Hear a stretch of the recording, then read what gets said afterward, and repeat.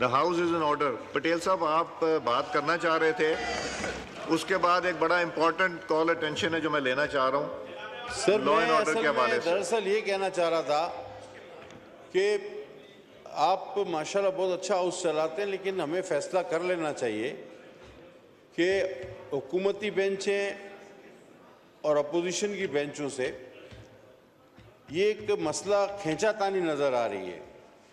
एक साहब कहते हैं मैं अपोजिशन लीडर हूँ, ओके जी, एक पॉइंट ऑफ ऑर्डर आपका। दूसरे साहब कहते हैं मैं पार्टी का चेयरमैन हूँ, चलें जी, एक पॉइंट ऑर्डर आपका। तीसरा कहते हैं जी मैं एक्स स्पीकर हूँ, वो कोई बड़ा मुल्क चंगा मुल्क हूँ, एक पॉइंट। लेकिन अगर मैं थोड़ा सा सर माजी में आपको ले जाऊँ तो यही जमात जब इस चेयर पर तशरीफ फरमा थी तो वो एक पॉइंट ऑफ ऑर्डर जो है वो अपना लेते थे हुकूमती बेंच का, फिर सारा एक एक पॉइंट ऑफ ऑर्डर सारी पार्टियों में, चाहे उनका एक ही मेंबर क्यों ना हो, उनमें तकसीम किया जाता था। और यही तनासुब तकारीर के हवाले से भी था। और उसके साथ साथ मैं ये कह सकूं सर, बात ये है कि हमारी जो शाइस्तगी या रवायत पसंदी है इस पार्लियामान की, उसको अगर कमज़ोरी के तौर पर लिया जाएगा तो मैं अलल ऐलान कहता हूं, पहले भी साबित किया है, सिर्फ बात नहीं कर रहा, पहले भी साबित किया है कि यहाँ कोई माई का लाल बात नहीं कर सकेगा।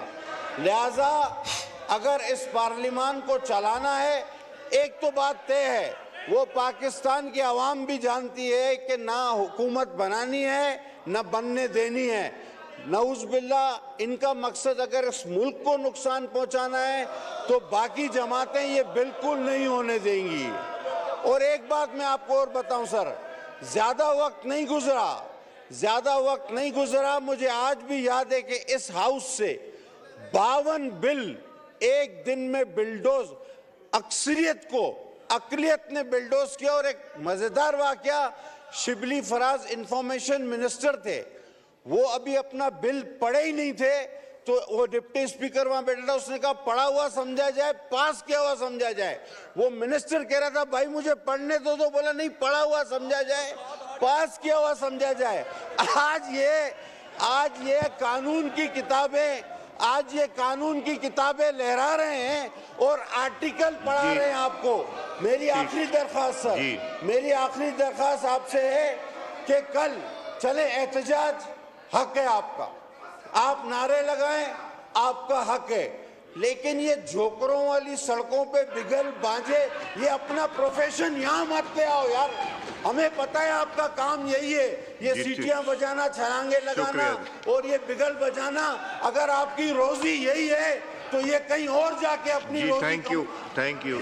नवाबजादा मीर जमाल खान रैसानी साहब, कॉल अटेंशन।